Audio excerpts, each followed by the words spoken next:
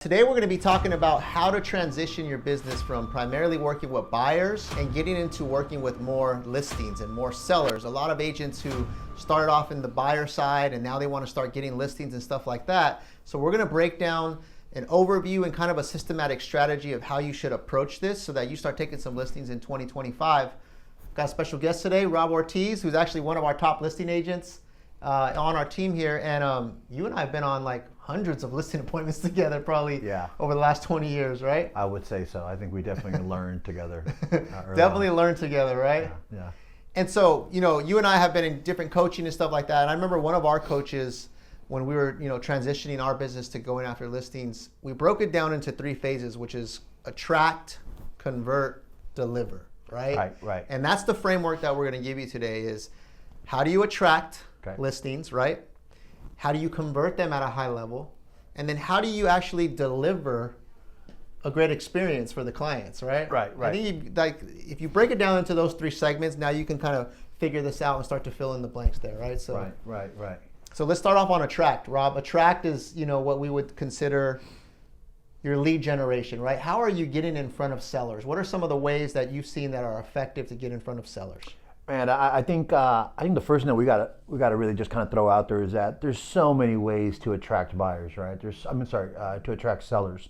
But I think the big overall thing is that prospecting is gonna have to be key as an agent, right?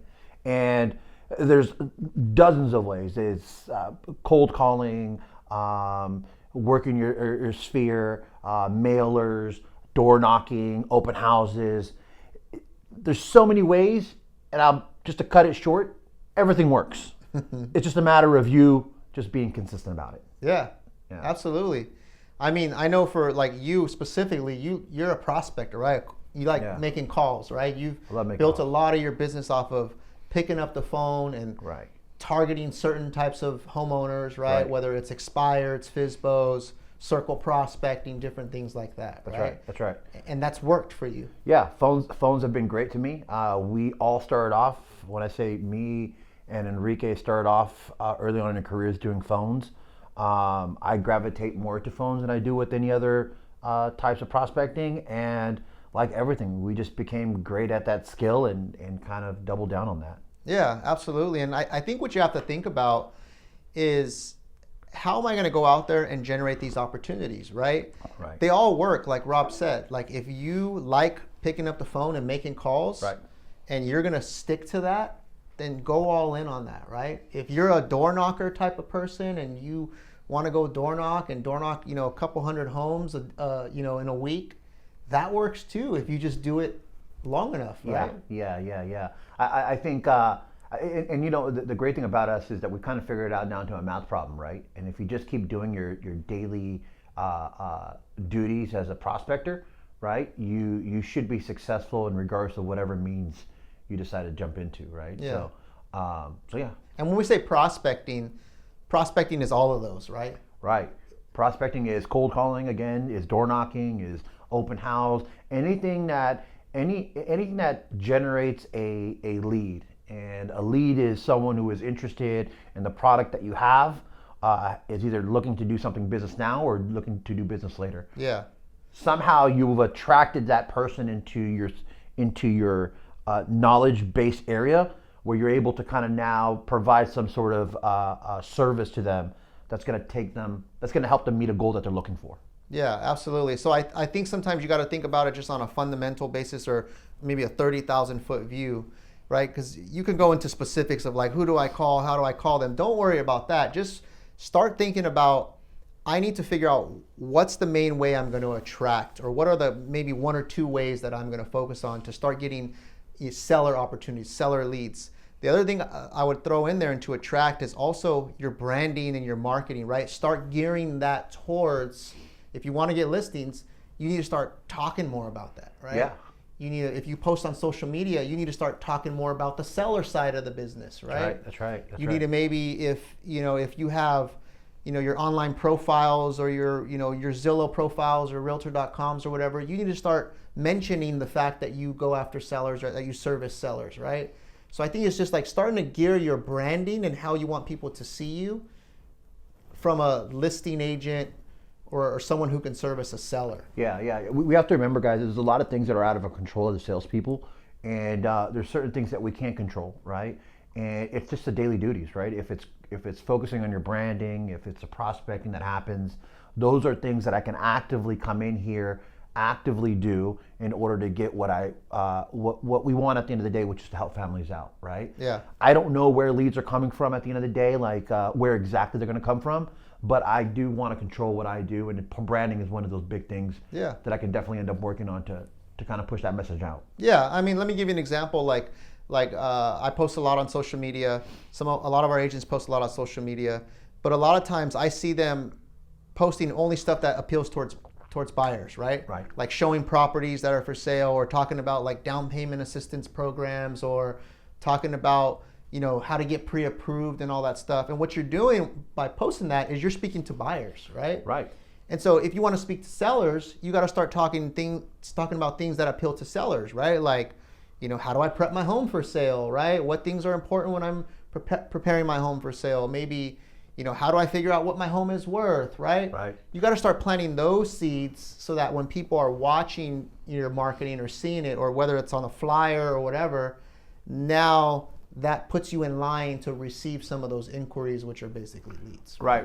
And you got, that's actually a good point. What happens is there's journeys that every client, every person takes the same or similar journey when they're purchasing a property or purchasing anything in general.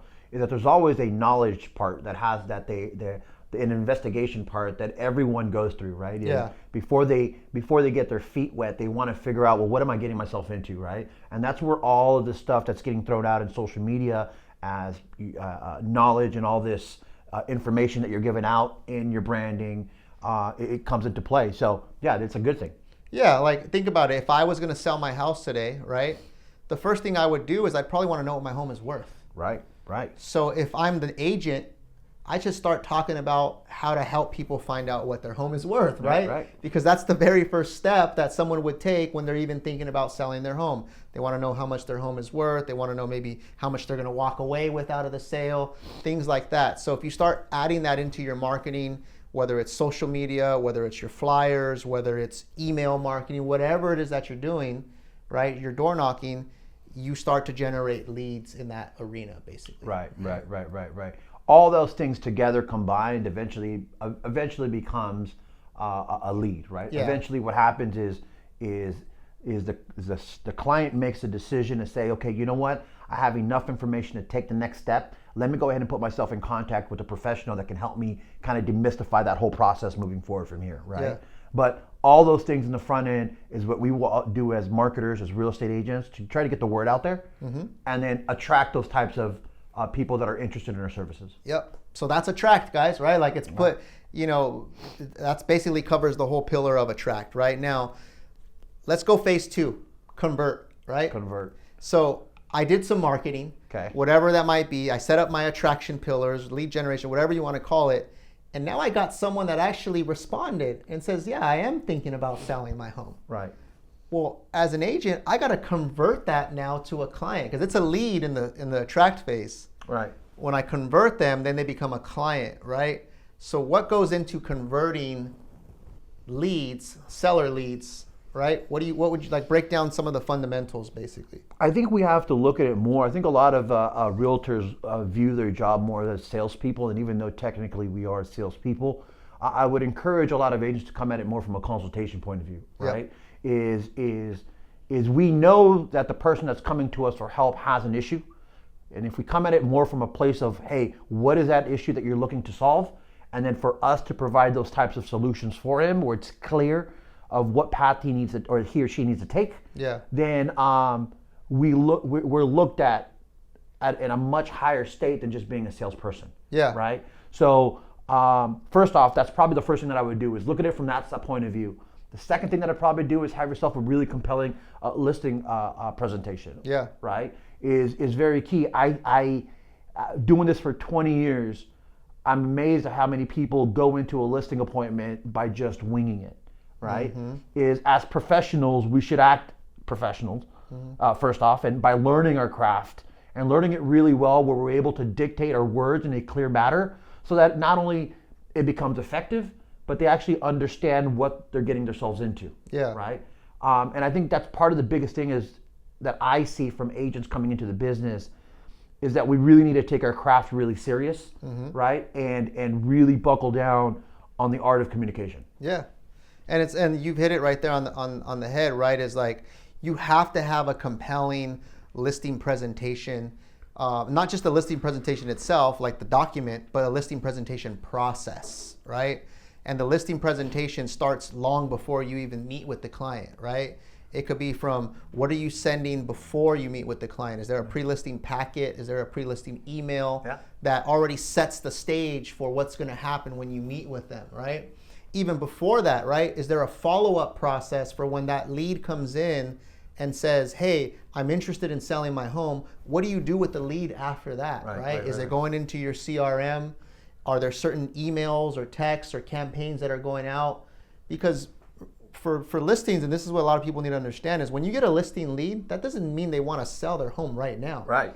Majority of the times we meet with talk to a seller, they're 3 months, 6 months, 12 months, 18 months out, right? Right. And so what's going to happen during those 18 months when they're getting ready to sell that keeps you in front of them and makes them want to go with you, right? So let's talk about that really quick, right? So my best form, the form that I gravitate more, is cold calling. So after I've identified somebody that has some sort of interest about making a move, I immediately send out my contact information just so they know who they've been speaking with. It kind of lowers their guard a bit. But then I've also set up, I also let them know exactly what they're getting themselves into or what they should be expecting from me better. One of those things is my resume. I send out my resume where it outlines exactly my accomplishments of what I've done and also gives them a quick little guide of what they should be expecting from me as a salesperson if they decide to give me the opportunity to interview for that position. Right? So does it go into my CRM? 100% goes into my CRM. What CRM? Let's not even cross that bridge. That's a whole different podcast. But I would definitely end up putting it into your CRM and figuring out a way to have a follow-up system depending on how far out that prospect is, right? So if they're 6 months out, 3 months out, we create systems in place that will end up making sure that we stay in touch. Now, there's different forms of staying in touch, guys.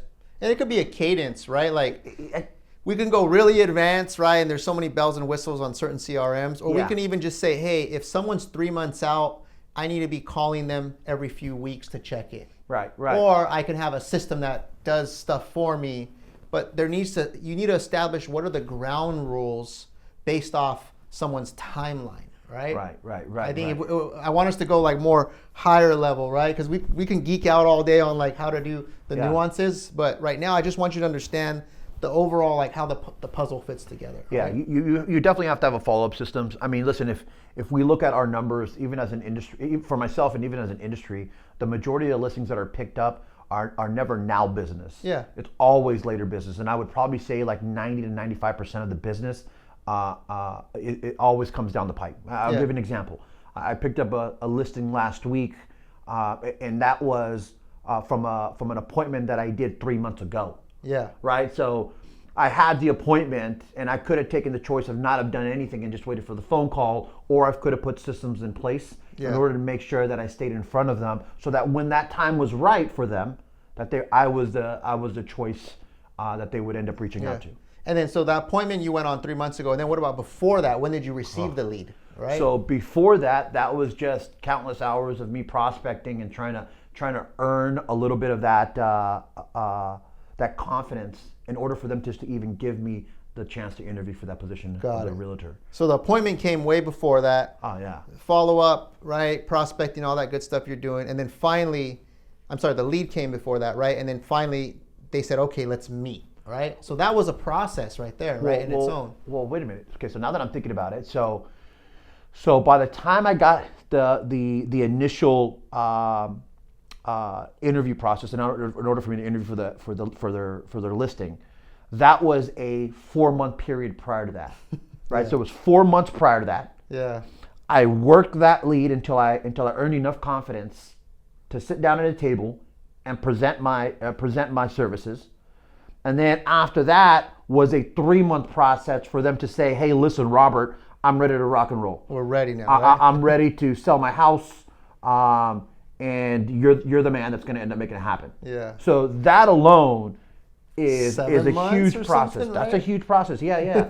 And I think that's what you have to remember with listing. That's probably a good way, right, to jump into is being a listing agent is going to, there is a ramp up period. Yeah. Right? We call it in sales a pipeline, right? Yeah. And our job again is to only work the controllables as an agent, and those controllables are to continue prospecting and build up that pipeline. Filling up the pipeline, right? Where those 7 months don't feel like 7 months.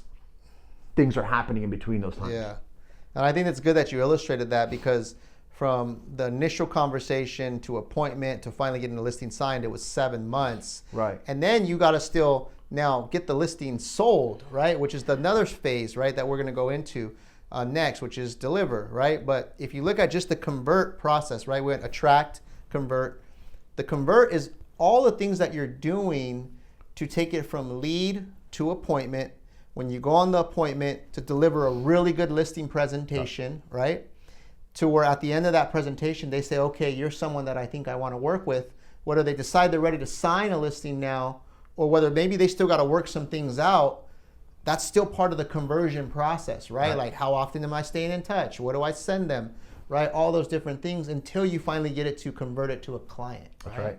And so you have to think about all of those things, because it doesn't matter how many leads you get if you don't have a follow-up cadence, if you don't have a listing presentation cadence or process, you're not going to convert that, right? That's right. That's right. And that's going to be part of, I mean, hey, listen, that's part of being a business owner at that point, right? Yeah. When you're working in real estate, unfortunately, you will be, that's part of this job that comes with it. Yeah. You'll be looking at your systems and processes a lot more as, you'll be looking at it as you do prospecting. Yeah. Right? Is that you spend so much effort in trying to acquire a client or trying to have a conversation that you also want to put the same amount of effort to try to figure out how you can keep it in order for it to convert at some time. Yeah, absolutely.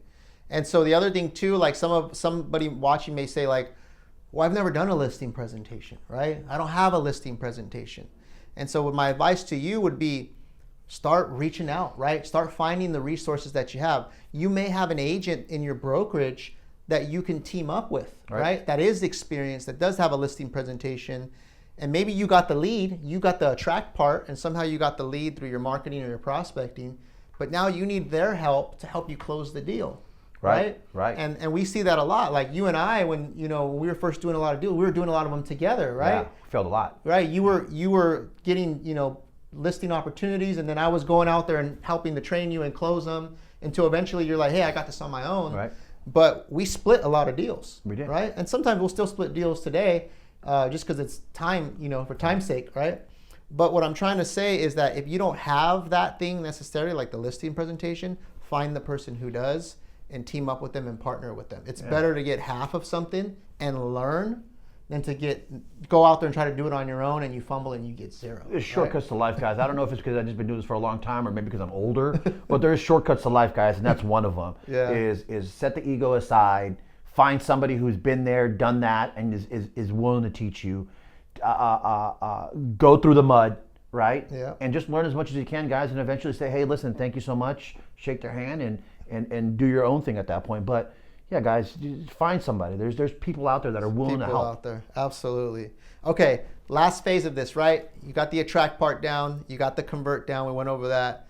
Now you got someone that said, okay, like I'm signing your listing, you got to deliver now, right? Yeah. You got to be able to now get that property on the market, you got to market the property, you got to be able to handle offers and negotiations. Right. But depending on the level of service you're providing, there's different steps that go into that. But essentially what you got to figure out is, what is my listing process now, right? When I have a listing signed, who's handling everything, right? Do I have a team? Do I have my preferred vendors, right? Do I have a checklist of steps that happen on every single listing, right? Like for us, maybe you can talk about like what we do on our team. I mean, listen, guys, I'm pretty spoiled around here, and what I mean by that is that we have the systems and processes in the background to once a client is acquired, it's basically clockwork for us. It's a system that we go through, and we're fortunate enough to have great people on the back end that helps us out in regards to getting the home prepped, getting the listing ready for the market, speaking with our clients, getting the documents that are required. So that's that part. So, but we had to work to get those systems in place. Yeah. So now, what are some of the key points that some of these people in the back end help us out with, right? Prepping the home is something that helps. What does that mean? It means that we sometimes have to bring in some contractors to help get the house up and running and get it in a shape where it's going to be sellable for top dollar, right? Getting the disclosure reports that are going to be done. There's reports that are done on a home just to make sure that there's no red flags, and if there is sort of red flags, that we're able to bring them to the forefront, address them and fix them if need be, right? And then there's the bigger thing of getting the house on the market itself, right? Yeah, the photos, the staging, if we're doing staging, the marketing material, the flyers, the lockbox, all that stuff, right? Which sometimes in the beginning, you're doing that all on your own. Yeah. Right. What I recommend though is that you maybe partner with someone, or you try to build a system where people can handle that for you. Like, we're fortunate, over the years we've built this out, right? And we have a whole listing coordinator, that handles all those steps and talks to the vendors and puts the lockbox on and all that, so that we can focus on more sales. That's right. That's right. As a salesperson, that my highest value is acquiring the next client. Yeah. So as much time and focus as I can in prospecting for the next client, I'm fortunate enough to have someone in the background that's handling everything for me. And that, since we've done this many, many times, it's clockwork for them. So having a team, having a great support system is great. Yeah. If you can make that happen. Yeah, and depending on where you're at in your business or who you're affiliated with, maybe there's something already built into your brokerage, right? A service, right? Maybe you got to go find those people and put them together. Like, this is my go-to photographer. You start putting your vendor list together. This is my stager I use. This is my flyer guy, right? This is the company that puts my signs out. Like, you have to have kind of those pieces in the puzzle. And then you could decide, well, who's running those, right? Right. It could be you coordinating everything, but you have your go-to. Or it can, maybe you have an assistant or someone at the office that helps you do that. But the whole point is that process needs to be laid out, right? Like, you can't just wing it, because if you wing it on every different client, you're going to have an inconsistent result, right? And that's not going to be a consistent experience for your client as well, where maybe you do get the home sold, but it was a horrible experience for that seller, right? Yeah. Inconsistencies in your business are going to be really hard to measure where your faults are at, right? So I would even if the consistency is not that great in the beginning, right? You're able to make these small little tweaks to improve it on a daily basis, or every time it's done. Yeah. To eventually, you're going to have something that's just great at the end of the day, right? Yeah. And I mean, that's a great thing with us, right? Is that we've already built it here in the office where we're making either small tweaks, if anything, to our systems in the back end. Yeah, absolutely. And it's something, guys, where, like, me as a business owner, right? And everyone watching this, you should consider yourself a business owner. Throughout the year, I'm constantly analyzing my systems and seeing where the holes are at. And I'm getting feedback, from my partners on my team. I'm getting feedback from my admins on my team, and I'm seeing, okay, what's working, what's not working. Maybe there's a hole here that we got to fill in. And you over time, you refine your systems and you just make them better and better. Because at the end of this whole thing, we want to be able to take someone from initial inquiry, which is in the attract phase, convert them with a great presentation and a great process of converting them, and then deliver a 5-star experience should be the goal, right? Right. So that at the end of this whole entire transaction, you create a raving fan, a client who's extremely happy with your service and your process. And then what are they going to do if they're happy? They're going to give you that 5-star review. They're going to refer you to friends and family, right? That's going to help you win other listings, other business, and then you build off of that. Yeah. Right? That's the ultimate goal, guys, is to provide so much great customer service that your business starts to just run off of referrals and SOIs. Yeah. That's eventually where your business wants to get converted to, right? And maybe lesser on the prospecting side because you're getting the referrals that are coming in. But that's the goal that you're getting. And the only way that happens is by just delivering outstanding service at the end of the day. Yeah, and so let's end with this. I think we gave them a lot, right? Like, right. We can do literally individual podcasts on each of these systems, but what I wanted to give you guys is I want to give you guys an overview so you can just understand kind of how the dots connect at this point, right? Because as long as you understand how the dots connect, then you can start figuring out the how do I do this and how do I do that, right? But if you don't know like what needs to happen, right? Then there's no point of like looking into a CRM if you don't know how it connects. There's no point of like doing a listing presentation if you don't know what has to happen before, right? So you got to figure out like how the big pieces connect, and then you figure out the small things. Now, what I will leave you with is if you need any help on this, like I have a ton of resources, right? I have templates, I have checklists that we use for our listing process. I have, listing presentations, many versions that we've used over the years. I'm happy to share, blank templates with people and they can fill those out. We're also happy to jump on, any sort of, coaching calls or one-on-one calls just as a value add to anybody watching, right? Right. That's good that he said that, guy, because I didn't get that early on in my career starting off, right? I mean, we kind of learned from scraping our knees and our elbows, and to have that type of information that's out there, take them up on that. That's something that I would probably encourage you guys to do, is to reach out a lot more and figure out again how you can cut your learning experience shorter than what him and I did. Yeah, exactly. If I knew all the things I know now, like we probably would have got there a lot faster, right? We would have been on an island by now.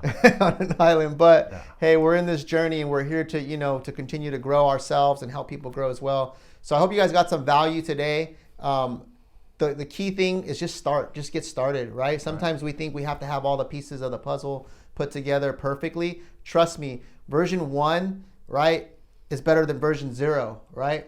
And so get started. Even if you got something basic that you're working with in a listing presentation or a script or whatever, the way you're going to get better is just by doing it over and over and slowly tweaking as you go. You and I have gone on, before we got this process down, we've gone on at least 100 listing presentations where we butchered a lot of them and we tweaked and we got better and better. And then after a while, we figured out, how to get it done and how to convert at a higher level, right? Yeah, but it shouldn't have to be like that, right? I mean, honestly, with the amount of experience that's out there and how it's so easy to touch knowledge, like reach out there, guys. Reach out, cut that time short. You guys do not need to.